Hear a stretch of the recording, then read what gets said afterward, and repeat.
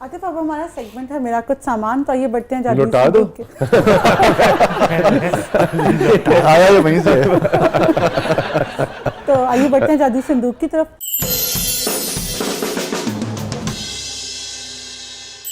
लेकिन उससे पहले मैं कुछ पूछना चाह रही थी। हाँ जी।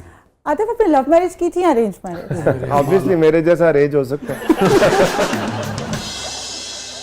मेरी लव मैरिज। Love marriage. तो मिसेस के साथ भी आप इतने जॉली रहते हैं? मैं पैदाइशी ऐसा हूँ। मेरा कोई इलाज नहीं। जब हमारी शादी हुई ना वसीम भाई, तो मैंने कहा देख मेरी बात सुन, एक टिकट में दो मजे। एक तो ऑब्वियसली लव मैरिज हुई, और दूसरा तो तुझे ड्रामा देखने की जरूरत ही नहीं है। नहीं, ये ना बड़ी अहम बात होती है। मैं आपको बताऊं, वो मैं देख रहा था एक मूवी बड़े मजे की थी। तो वो उसका जो वालिद है, जब वो शादी हो जाती है उसकी बच्ची की, तो उससे पूछता है, उससे एक ही बात पूछता है, कहता है तुम्हें खुश रखता है, हंसाता है कि नहीं हंसाता। तो ये बड़ी अहम बात होती है। लाइफ पार्टनर अगर आपको खुश रखता हो, माहौल को अच्छा रखता हो, हंसाता हो। और बल्कि मैं आपको बताऊं, ये बात हमारे अहद के मर्दों को सीखनी चाहिए कि अपने लाइफ पार्टनर के साथ भी हंसा जा सकता है, खुश रहा जा सकता है। सर उसी के साथ तो खुश रहता है बंदा। सबसे ज्यादा खुशी तो आप घर में ही शेयर करते हैं ना। बाहर तो ऑब्वियसली आपके डिफरेंट रोल होता है। हाँ, और वहीं पे जाके हम बिल्कुल संजीदा मिजाज हो जाते हैं। मेरे पास कुछ छुपाने के लिए नहीं होता, तो इसलिए क्या करूँ, संजीदा होगी क्या करना। ये जरूरी थोड़ी है कि हम आपकी सारी बातों पे एतबार कर लें।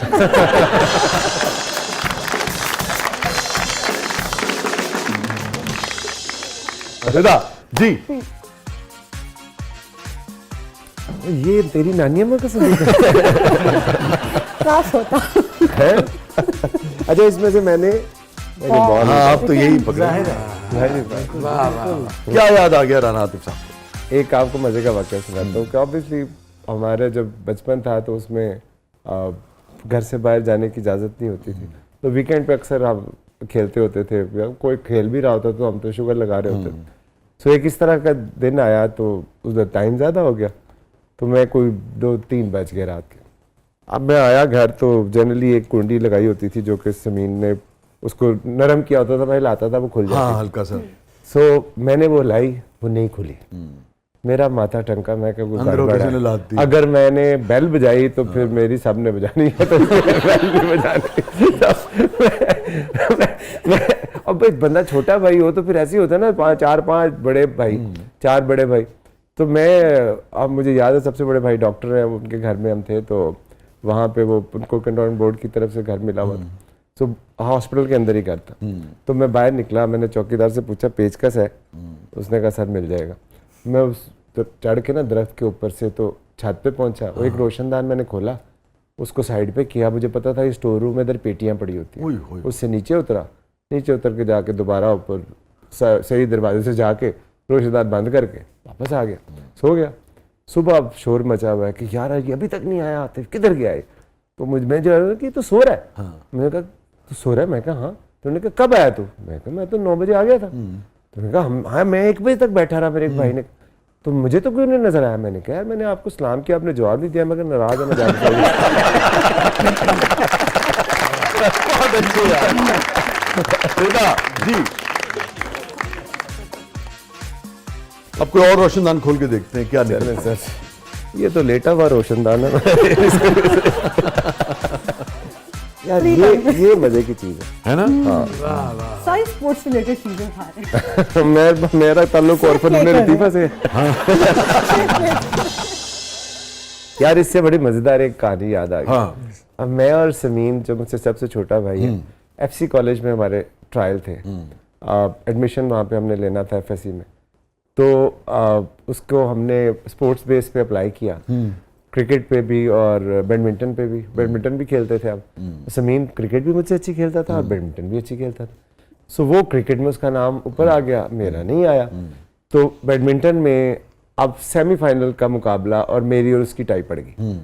अब दोनों में से एक ही ऊपर जा सकता था। तो अब पहला सेट तो उसने मुझे मारा, अगले मैंने उससे कहा भाई तू तो उधर से आ रहा है, मुझे प्लीज जीतने दे। तो वो मेरी खातिर वो मैच वो हार गया।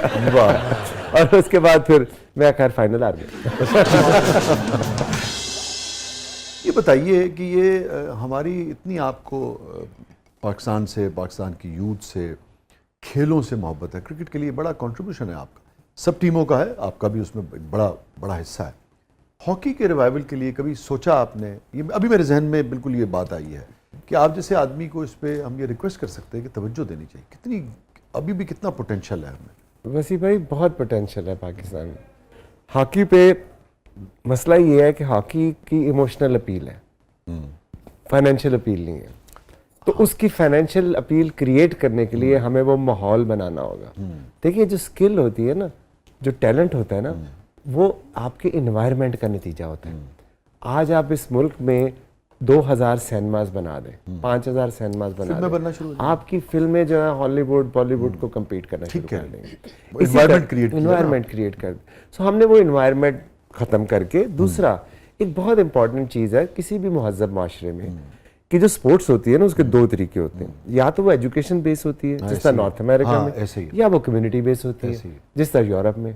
हम उल्टे पैदा हुए, नीचे आतिफ राना उठा, उसने अपनी विकेट बनाई, ऊपर लिखा आतिफ राना क्रिकेट क्लब या हॉकी क्लब। अब उधर से कोई बच्चा खेलता है नहीं खेलता, वो जिसको मर्जी रखे, वो जवाब देनी है। कोई आतिफ राना क्रिकेट क्लब जीत जाए, किसी को क्या फर्क पड़ता है या हार जाए। नीचे आपने ये बनाया, ऊपर सुई गैस बना दी। या तो सुई गैस की जीत से मेरी गैस फ्री हो जाए तो फिर तो मेरा इंटरेस्ट है।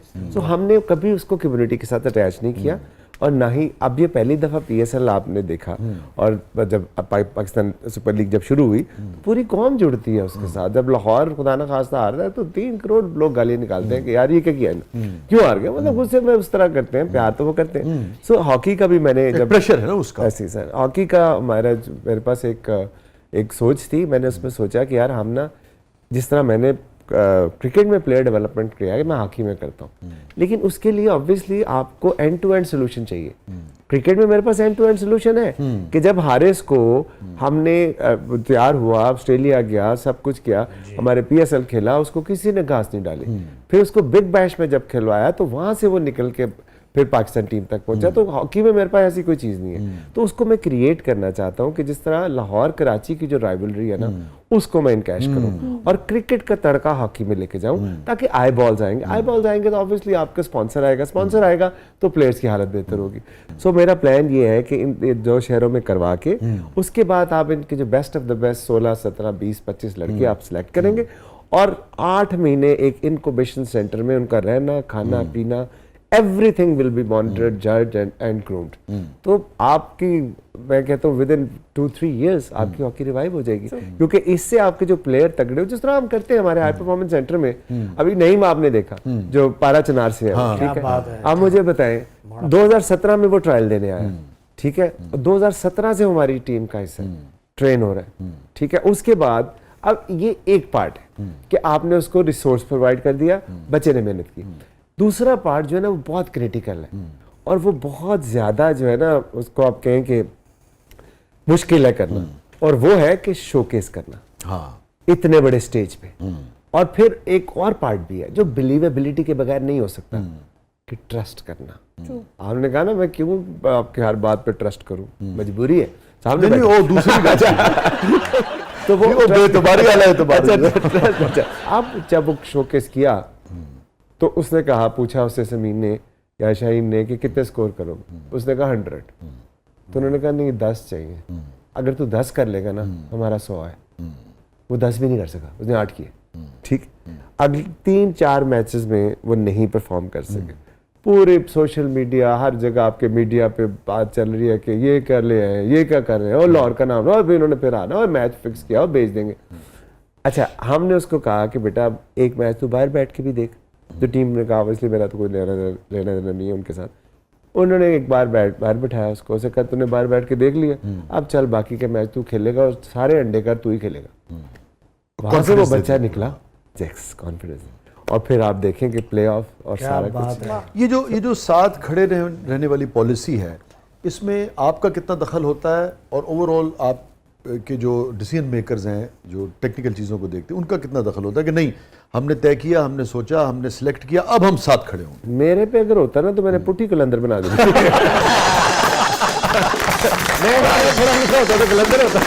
देखिए रोल की बात है ना, जो क्रिकेट है, सोशल मीडिया है, और उसके अलावा इंटरनेशनल रिलेशंस हैं, और जो हमारी जो फाइनेंस है, जो अकाउंट है, सब अपने अपने नहीं शोबे थे। वो समीन करता है। अच्छा। इसके अलावा जो सारे काम है, जिस तरह सबसे जो काम मुश्किल जिसमें पैसे लाना, वो मेरा काम है।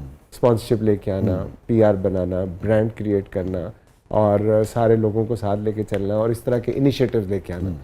बाकी सारे काम तो मेरा काम है एक प्लेटफॉर्म बना के बच्चों को दे के फिर ये सिलेक्शन शहीन और समीन की वो है। फिर उनका